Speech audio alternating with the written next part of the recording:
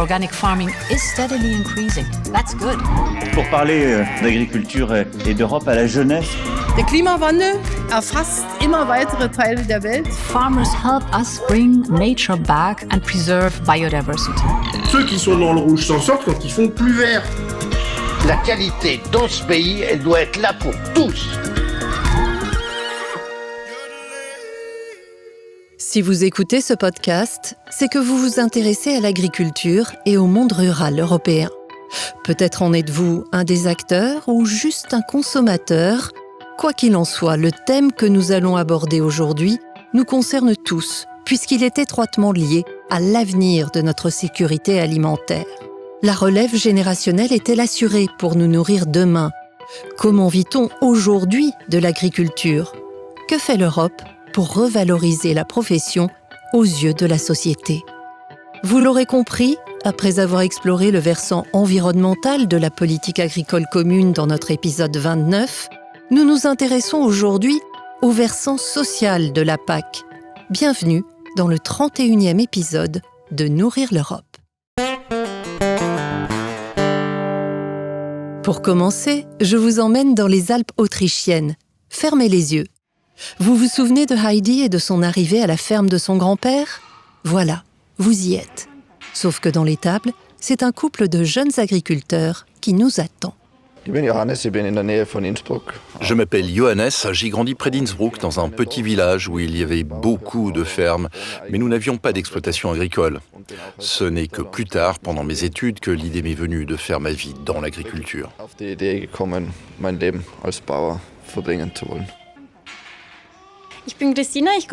Je m'appelle Christina, je viens de Haute-Autriche. Je n'ai pas grandi dans une ferme, mais j'ai fait des études agricoles et c'est là que je me suis découvert une passion pour l'agriculture. Nous sommes dans le Haut-Mühlviertel, en Haute-Autriche, à la frontière avec la République tchèque et l'Allemagne. La région est surtout connue pour la forêt de Bohême, c'est tout près de chez nous. Nous sommes actuellement dans notre nouvelle étable que nous avons construite cette année. On a environ 50 chèvres adultes qui se promènent avec leurs petits. Elles sont en train de déjeuner là. Ce sont des chèvres de montagne tout à fait banales, c'est-à-dire qu'elles sont brunes, avec comme une ligne de peinture noire sur le dos. Et elles aiment profiter du beau temps.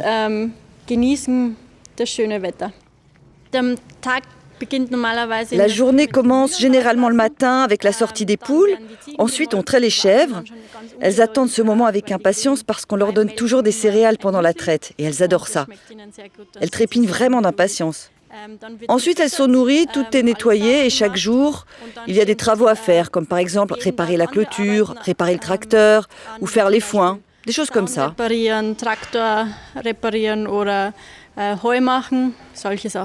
Exploiter une ferme était leur rêve, c'est aujourd'hui leur réalité. Pourtant, ce n'était pas gagné d'avance dans la mesure où ni Christina ni Johannes n'étaient issus de lignées agricoles. Comprenez, pas de ferme à hériter. Leur bonne fée s'est manifestée sous les traits d'une ONG autrichienne créée en 2013, Perspektive Landwirtschaft, Perspective Agriculture en français. Son rôle ? Mettre en contact les aspirants agriculteurs, principalement des jeunes, avec des agriculteurs qui souhaitent lever le pied ou prendre leur retraite. Nous sommes tombés par hasard sur le site web Perspektive Landwirtschaft. Une amie nous a envoyé le lien et Johannes en avait entendu parler à l'université de Vienne. C'est comme une application de rencontre pour les gens qui cherchent une ferme. Nous avons visité différentes fermes et quand nous sommes arrivés ici, nous avons eu le coup de foudre.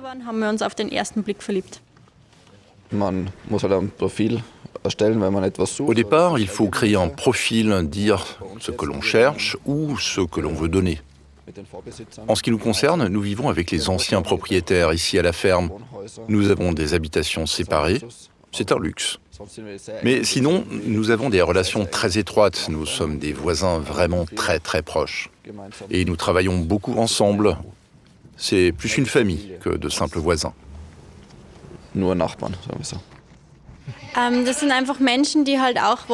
Ce sont des gens qui veulent que la ferme ne soit pas simplement morcelée et vendue et que tout reste vide. Ils veulent aussi que l'activité agricole perdure. Ce n'est pas non plus agréable de voir les bâtiments se dégrader. Et il est important que l'activité agricole se poursuive, qu'elle ne disparaisse pas.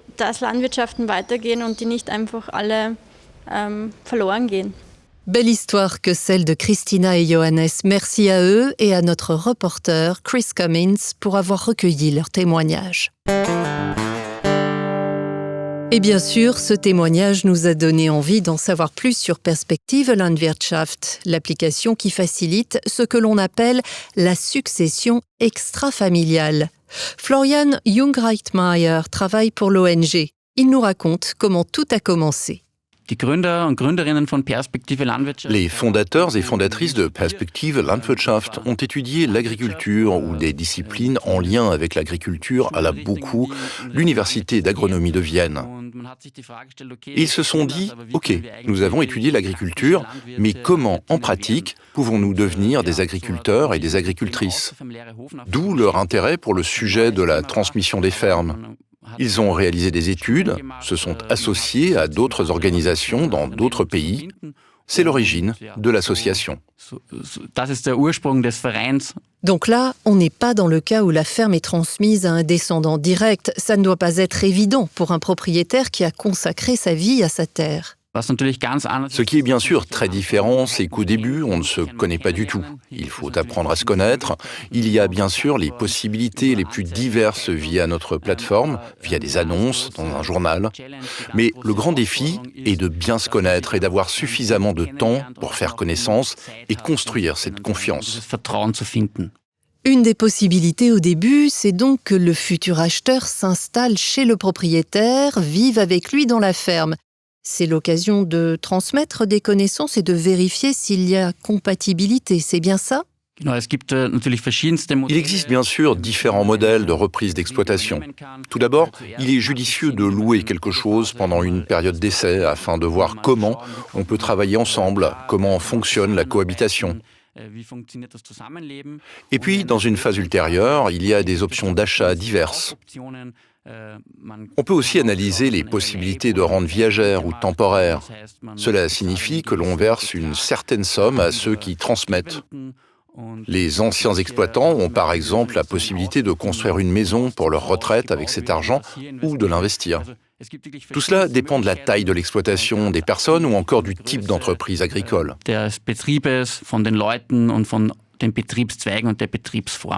Votre profession est entièrement dédiée au renouvellement des générations dans les exploitations agricoles. Qu'est-ce qui vous passionne dans ce processus ?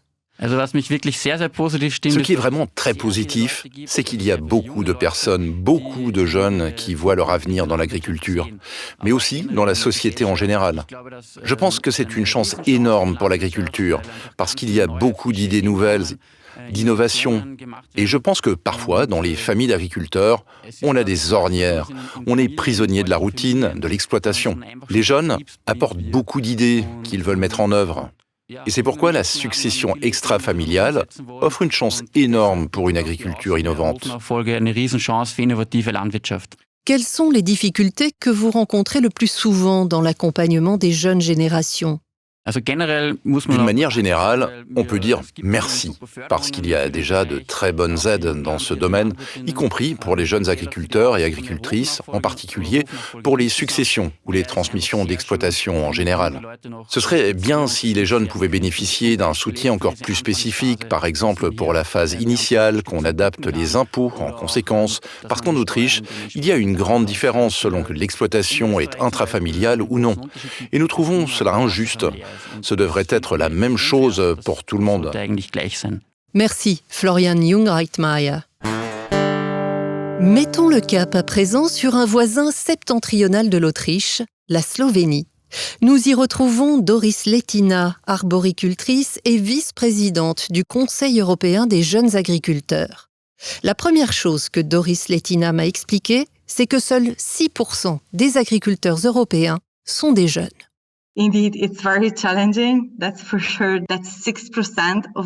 C'est en effet préoccupant, c'est certain. 6% de ceux qui nous fournissent de la nourriture aujourd'hui le feront demain. Et je suis sûre que nous ne prenons pas la mesure de ce que ça signifie. Ça signifie qu'il est extrêmement important de prendre soin des jeunes agriculteurs qui ont besoin d'un large éventail d'outils pour pouvoir choisir comment développer leur exploitation. Je tiens à souligner que les exploitations agricoles sont très diverses en Europe. La main-d'œuvre et les ressources diffèrent d'une exploitation à l'autre. C'est pourquoi nous avons besoin d'une boîte à outils différente, avec des outils très variés. Quels sont les principaux défis auxquels sont confrontés les jeunes agriculteurs ? Nous devons relever 3 grands défis. Le premier est l'accès à la terre pour les agriculteurs, car les prix de la terre sont élevés. Le deuxième défi est l'accès à la connaissance. La connaissance et l'innovation doivent être accessibles et abordables pour les agriculteurs. Et le troisième défi, même si nous avons les terres, les connaissances, si nous n'avons pas d'argent pour les mettre en œuvre, il est vraiment difficile de passer à la pratique.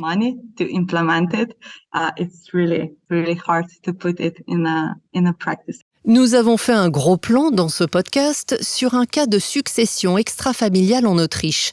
Mais la plupart des exploitations agricoles se transmettent entre les générations d'une même famille.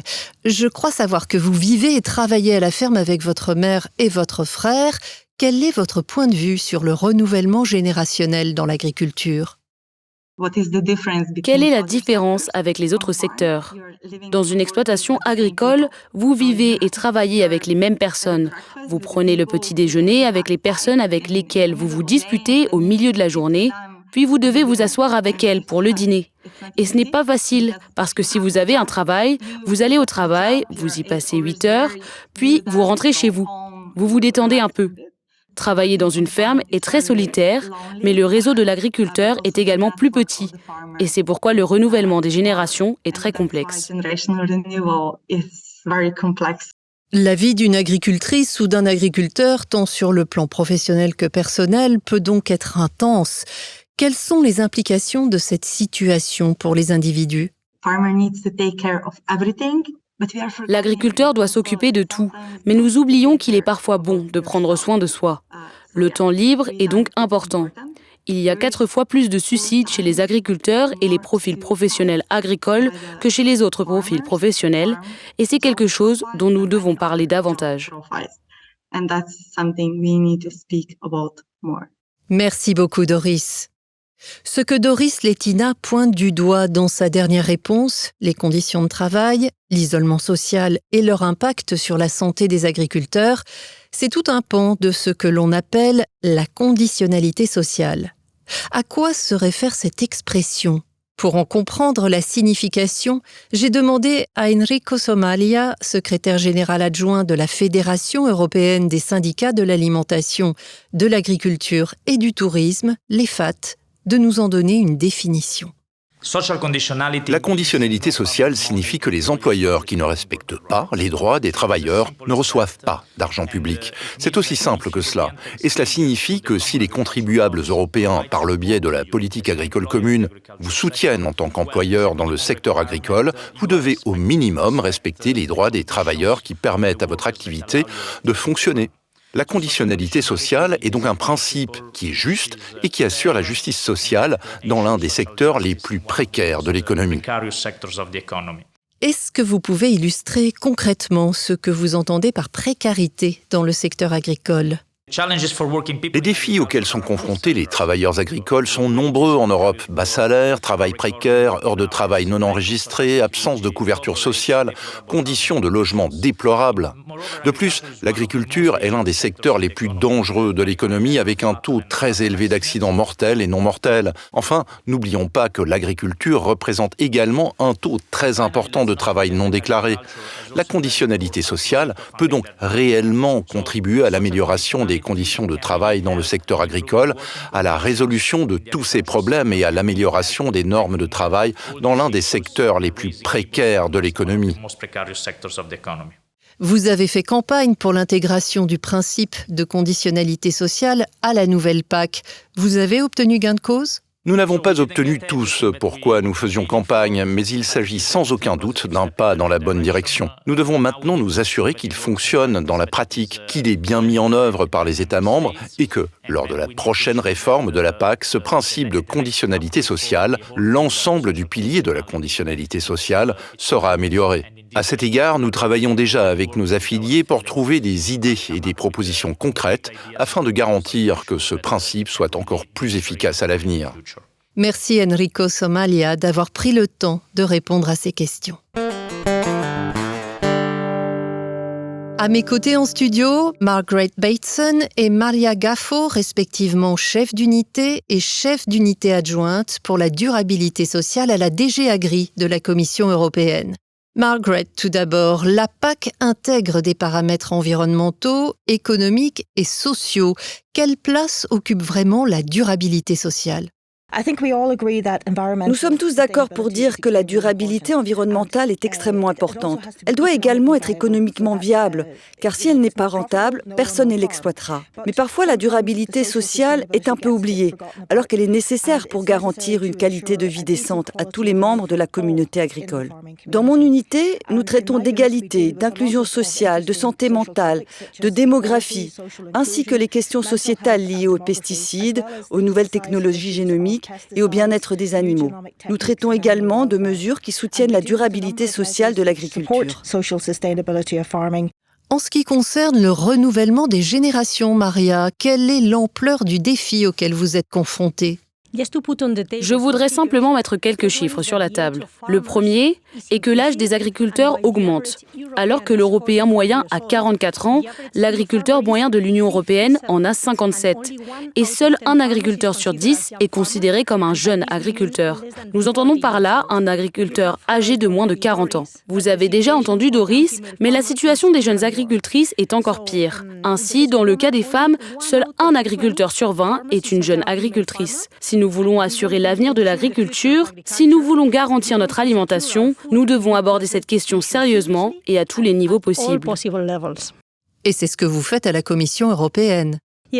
Oui, tout à fait. La première chose à mentionner est que le renouvellement des générations est une priorité dans le cadre de la nouvelle politique agricole commune, afin d'attirer et de soutenir les jeunes agriculteurs. Nous prévoyons qu'environ 380 000 jeunes agriculteurs s'installeront au cours de cette période avec le soutien des plans stratégiques de la PAC. Les stratégies en faveur des jeunes agriculteurs passent généralement par la combinaison de plusieurs interventions, telles que l'aide complémentaire aux revenus pour les jeunes agriculteurs, l'aide à l'installation, les subventions, la coopération avec les agriculteurs plus âgés pour la transmission des exploitations agricoles, etc. Oui, c'est l'histoire de Johannes et Christina dont on a entendu le témoignage au début de ce podcast.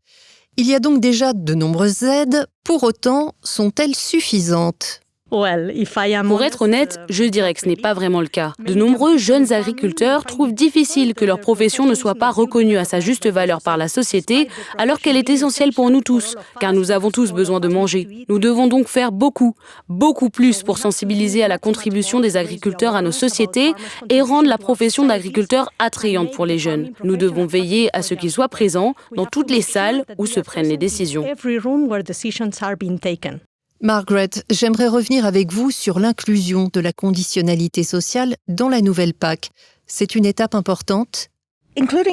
L'inclusion de cette dimension sociale dans la PAC a été une étape historique. Et je dois dire qu'un grand nombre d'États membres y étaient très opposés. Nous sommes donc parvenus à un compromis et le mécanisme de conditionnalité sociale de la PAC actuelle constitue, comme le dit Enrico, un pas positif dans la bonne direction.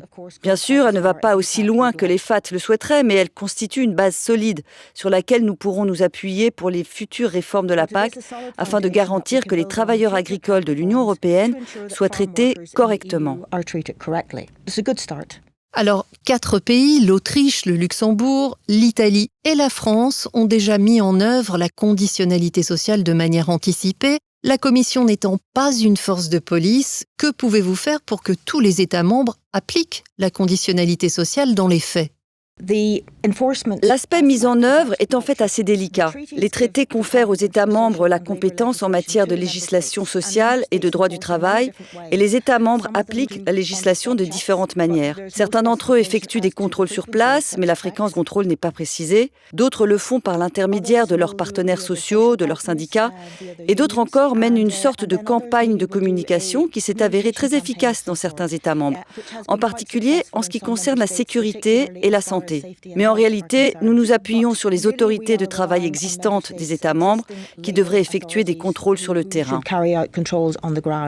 Il reste donc encore beaucoup à faire pour renforcer la dimension sociale de la PAC, indispensable, on l'aura compris, à l'avenir de l'agriculture européenne et à notre sécurité alimentaire.